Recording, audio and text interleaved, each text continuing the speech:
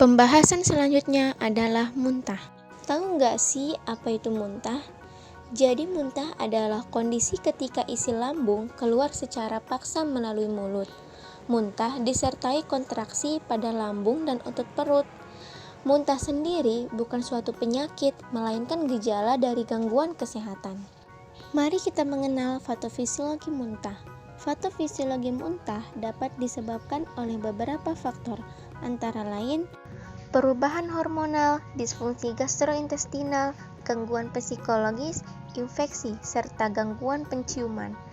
Perubahan hormonal dan disfungsi gastrointestinal dapat menyebabkan gastritis. Jika teman-teman belum mengetahui apa itu gastritis, teman-teman bisa mencari tahu dulu. Salah satu gejala dari gastritis adalah muntah. Faktor lainnya seperti gangguan psikologis, yaitu stres juga dapat menyebabkan muntah. Infeksi serta gangguan penciuman juga dapat menyebabkan muntah.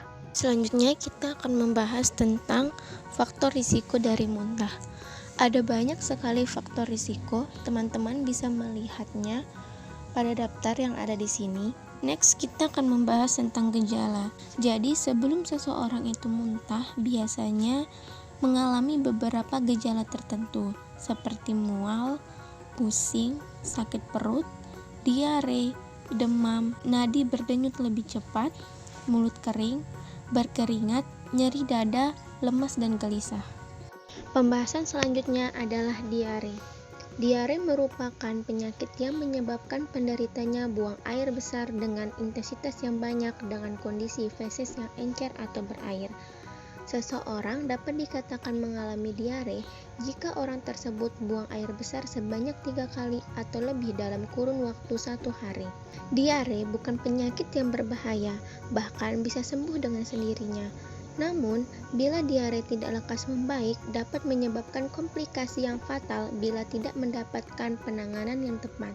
Selanjutnya yaitu patofisiologi diare. Yang pertama itu adalah diare sekretori. Diare ini disebabkan oleh meningkatnya sekresi air dari elektrolit dari usus serta menurunnya absorpsi. Yang kedua itu adalah diare osmotik.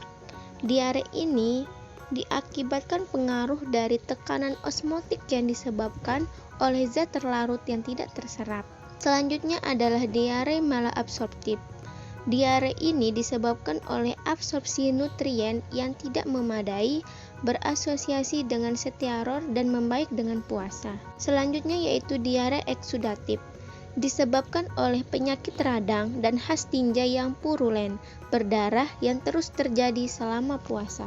Faktor risiko dari diare. Terdapat beberapa faktor yang dapat memicu terserang diare. Yang pertama adalah penyimpanan makanan yang tidak bersih, tidak mencuci tangan setelah ke toilet, jarang membersihkan dapur dan toilet, memiliki sumber air yang tidak bersih, memakan makanan sisa yang sudah dingin, tidak mencuci tangan dengan sabun. Beberapa kondisi yang dapat menyebabkan seseorang mengalami diare, di antaranya mengonsumsi makanan atau minuman yang terkontaminasi bakteri, parasit, virus. Selanjutnya gejala diare. Gejala yang paling umum dari diare adalah dehidrasi. Gejala-gejala yang lainnya seperti feses lembek dan cair, nyeri dan kram di perut, mual dan muntah, sakit kepala, merasa lebih haus dari biasanya, hilang nafsu makan, terdapat darah pada feses.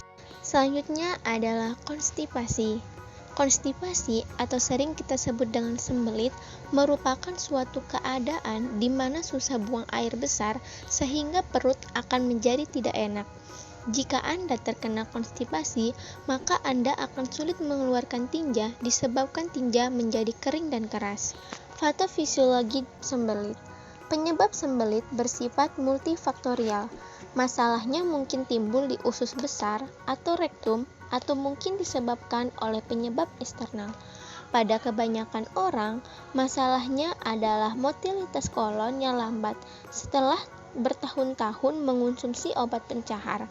Pada beberapa pasien, Penyebabnya mungkin berhubungan dengan penyumbatan saluran keluar seperti prolaps rektum atau rektokel. Penyebab sembelit eksternal mungkin termasuk kebiasaan makan yang buruk, kurangnya asupan cairan, penggunaan obat-obatan tertentu secara berlebihan, beberapa jenis masalah emosional. Faktor risiko dari konstipasi. Yang pertama itu ada usia. Risiko sembelit meningkat seiring bertambahnya usia. Kedua, jenis kelamin. Wanita lebih mungkin mengalami sembelit, terutama saat hamil dan sebelum menstruasi. Yang ketiga, dehidrasi. Keempat, diet rendah serat. Kelima, kurangnya aktivitas fisik.